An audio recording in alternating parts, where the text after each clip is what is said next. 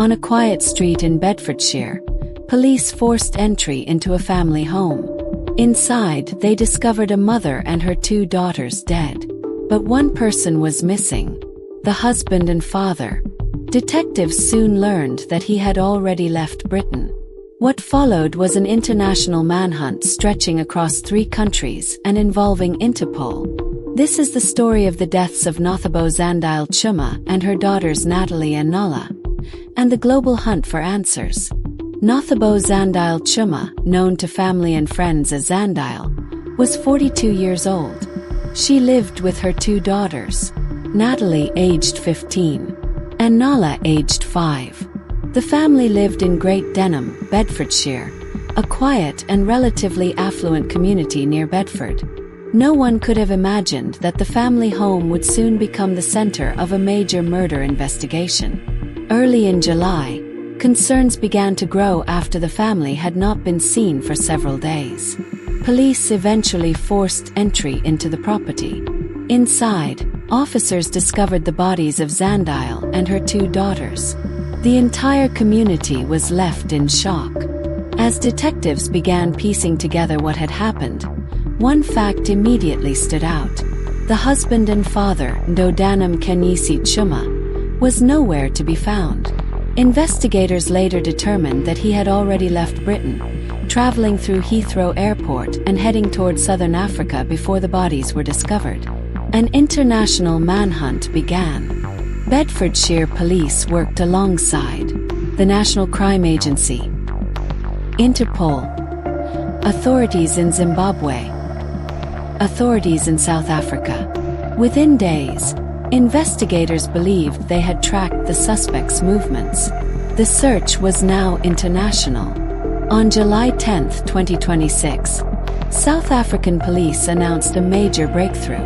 Nothabo Zandile Tshuma had been arrested in Kensington, Johannesburg. Authorities described the arrest as the result of intelligence-led policing and international cooperation. British prosecutors authorized 3 counts of murder against him, while South African authorities began legal proceedings connected to his extradition. Post-mortem examinations later revealed that Zandile, Natalie and Nala had all died from blunt force trauma.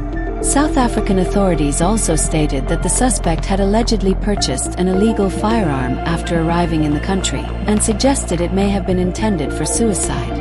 Many questions, however, remain unanswered. Why did this happen?